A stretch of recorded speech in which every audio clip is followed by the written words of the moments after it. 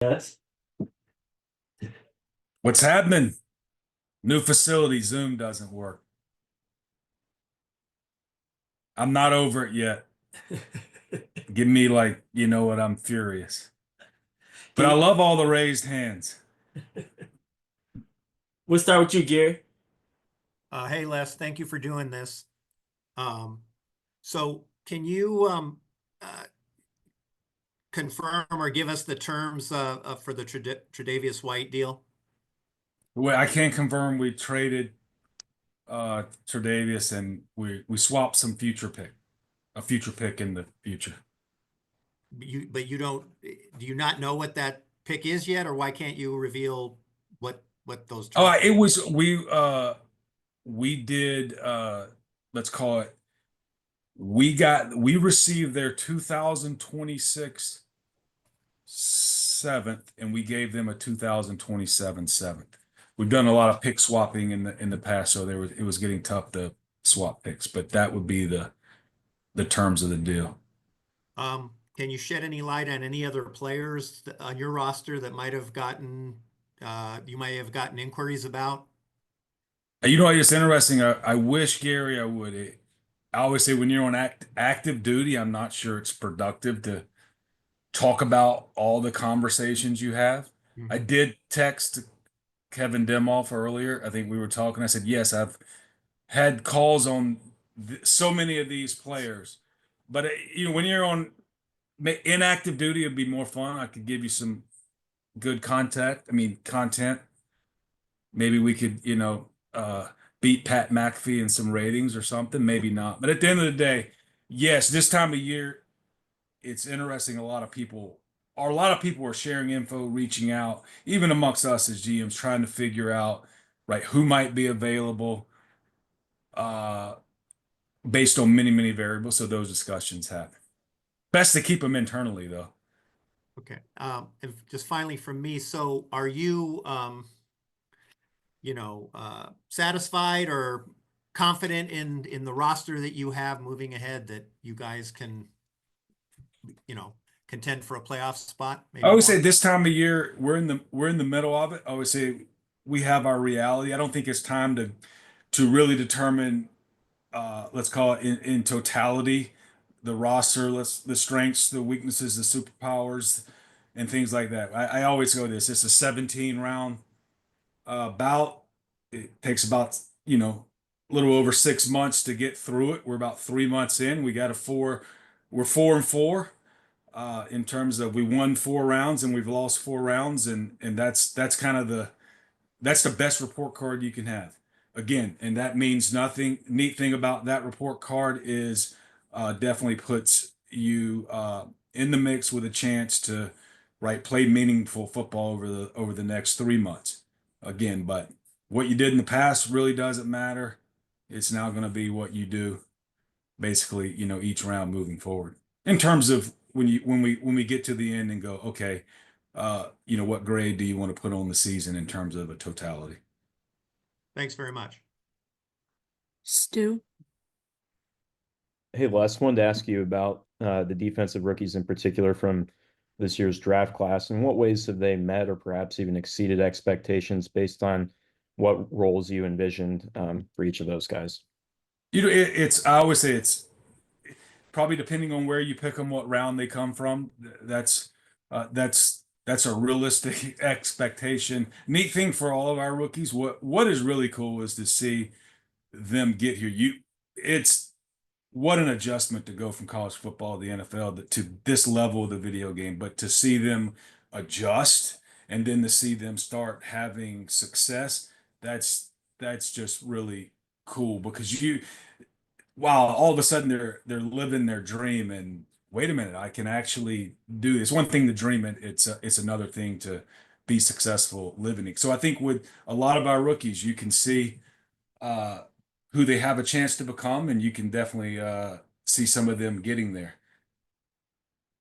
And with Jared and Braden in particular, what are you liking that you're seeing out of, you know, that chemistry that made, obviously reuniting them and acquiring Braden in the draft such a big priority?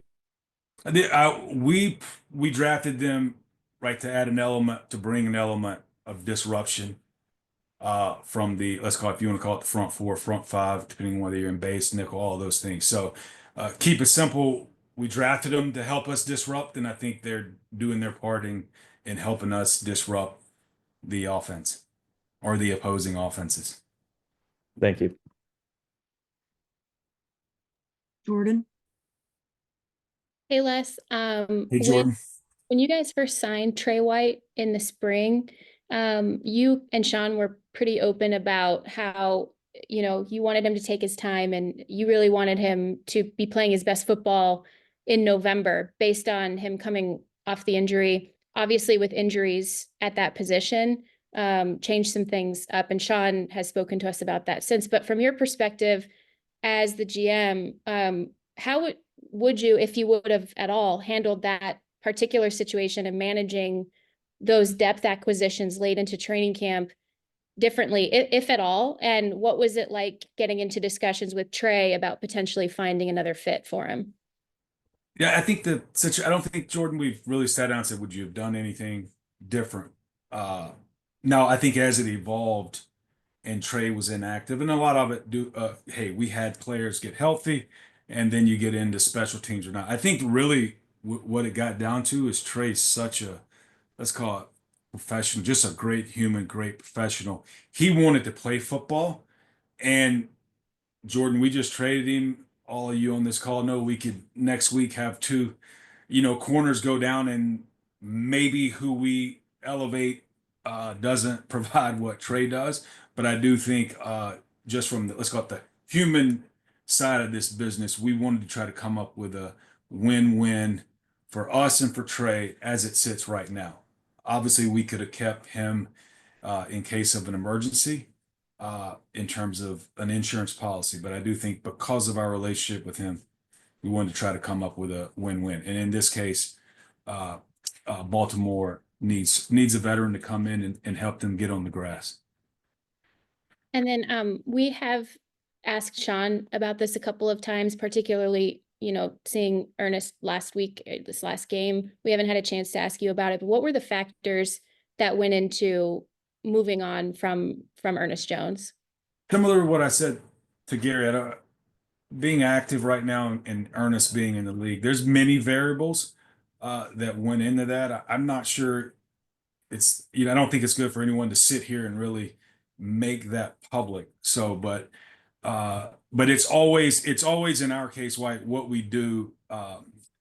We try to think it's definitely going to help the Rams in some form or fashion. Again, there are many variables in that. But it's obvious, and we saw him last week, right? Ernest can play football, and he's going to continue playing football. And at this point, we're going to play him again this year, depending on what happens with him in the future. We might play him twice a year for a lot of years, and expect that with him. That's just kind of person he is, and obviously the talents that he has.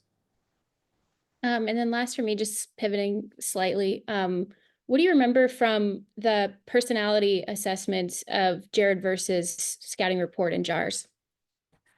What do I remember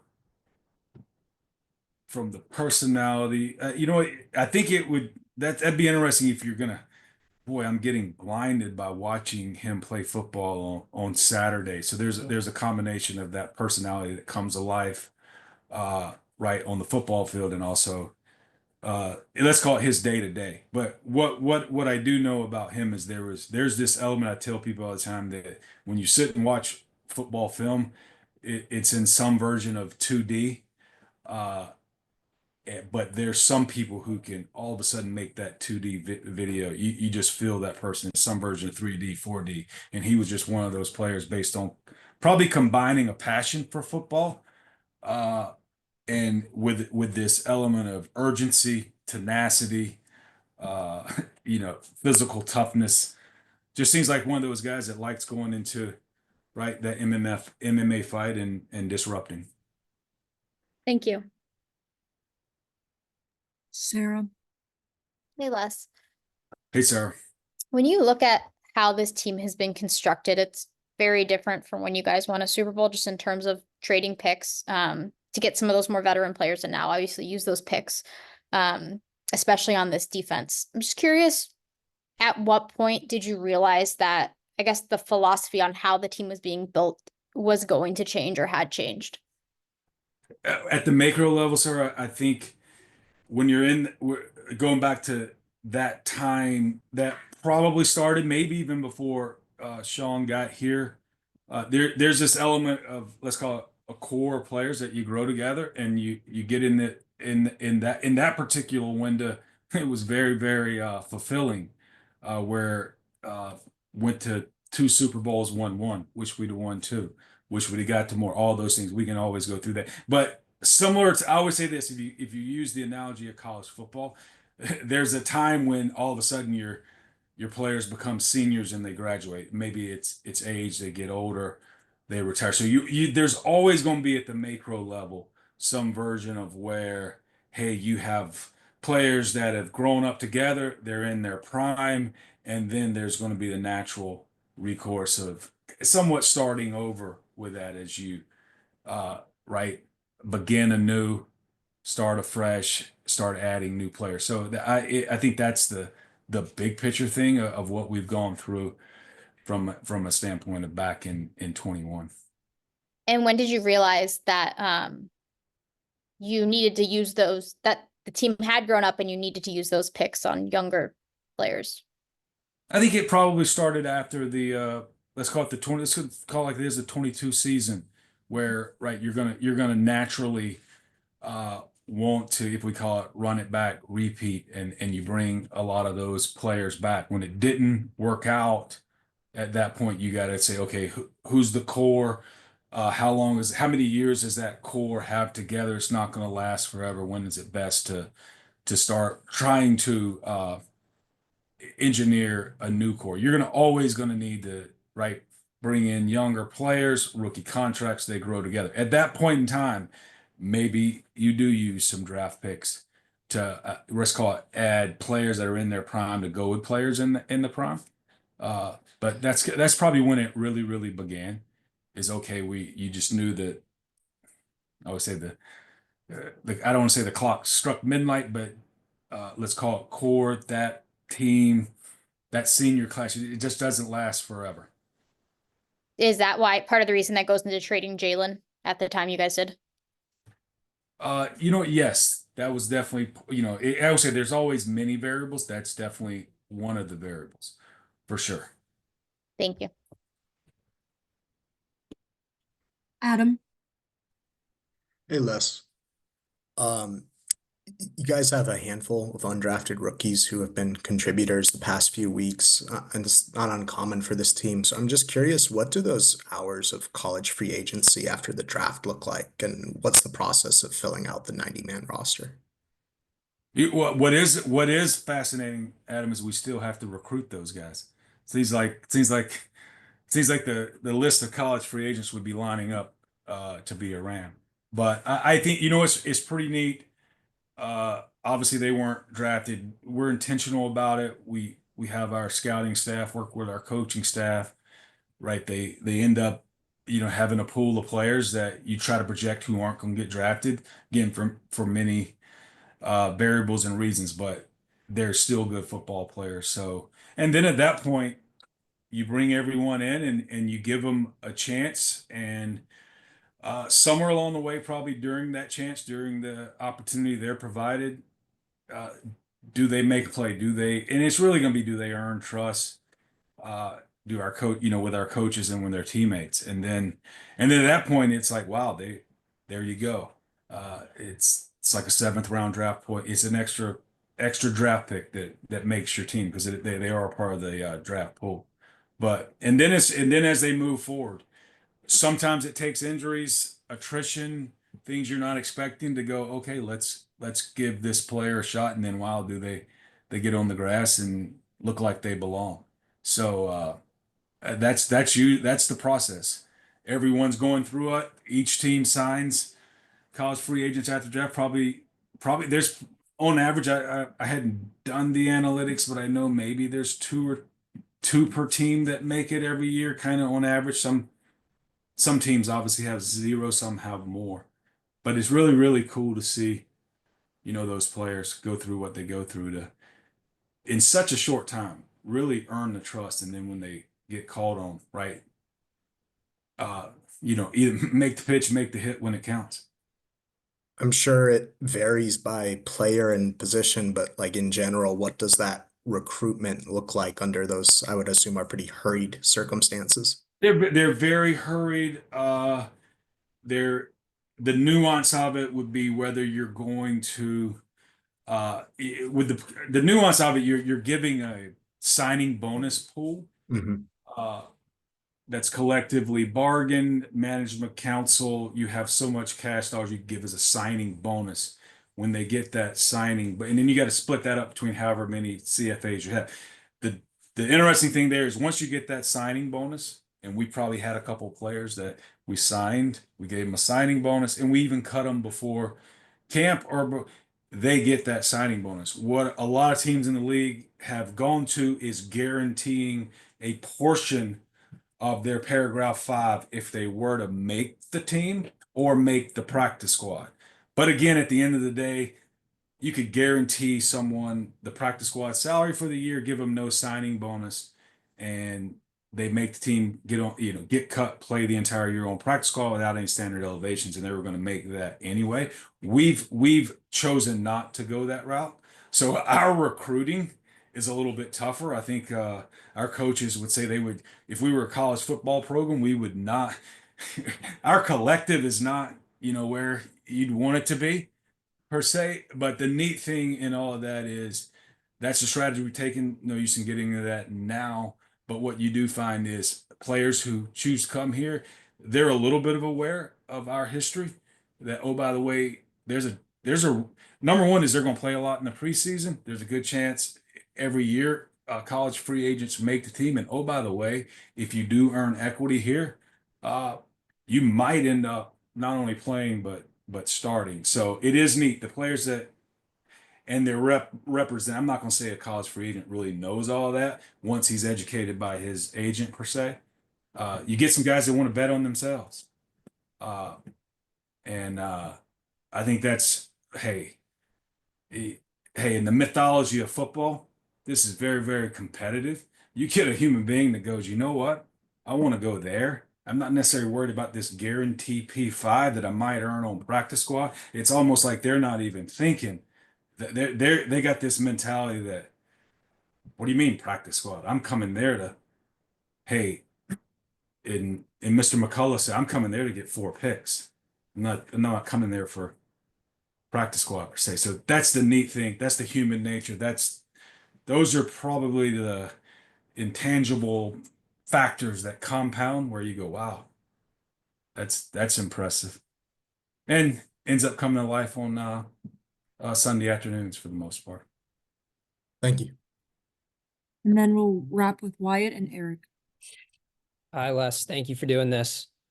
I know that you were with Rodney Garner at Auburn, and then he ended up coaching Byron Young over at Tennessee. When you talk to him in, pre-draft things, is what impressed you about, any conversations that you had about Byron? And do those conversations hold a little more weight maybe when you have kind of like a personal relationship with the guy? But first of all, I will say this personal relationship. Rodney Gardner's, one of my biggest mentors. I tell people all the time, he basically raised me from knucklehead to maybe somewhat of at least closer to a mature young man, but definitely from knucklehead to something. Uh, and I know what Rodney stands for. And now, based on hey, however many years that was, I mean, think about that. I mean, that's a long time ago that I was a player in his meeting room. So there is an element of I call it old school with him. I know what it takes to play for Rodney, and when he says yeah, thumbs up, that's going to probably weigh more.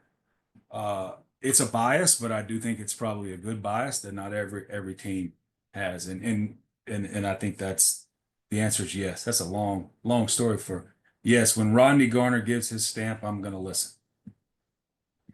Thank you. Eric? Hey Les, thanks again for doing this. Had a question about offensive linemen. You've had a couple guys come in and fill in as depth and have still been able to play winning football. When you're evaluating guys like that and bringing them in, what are some defining characteristics that you're looking for in bringing those guys in that helps you identify them? I think that, hey, offensive lineman, number one, can you get in the way and stay in the way? And if you can do that, right, when you're staying in the way, right, are you imposing your will a little bit as you stay in the way, or you just can't, can you actually get in the way of some of the more elite defensive linemen in the league? That's always number one. Basically, long way to say it, can you block or not? With that being said, there to come in as a rookie and play, there's going to have to be, let's call it, a passion for ball and a football acumen to be able to go from a, let's call it, a college system to our system where, and again, let's take offensive side of the ball, a little bit different than our defensive side of the ball, where we have a lot of, let's call it, players on their rookie contracts, a lot of players without, let's call it, the NFL experience that our offensive players have. There's more experience on that side of the ball. There's more continuity. So it's almost like, hey, you signed up to be a freshman in college, and you maybe want to go through rush, have a little fun, show up to your class, listen to your TA.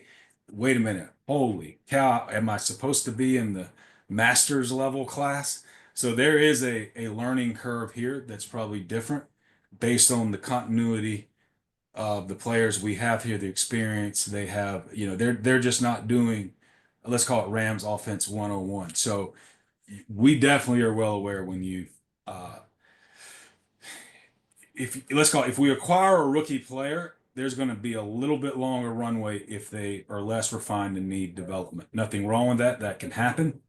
But for them to get on the field, earn trust early, it's going to take some unique traits.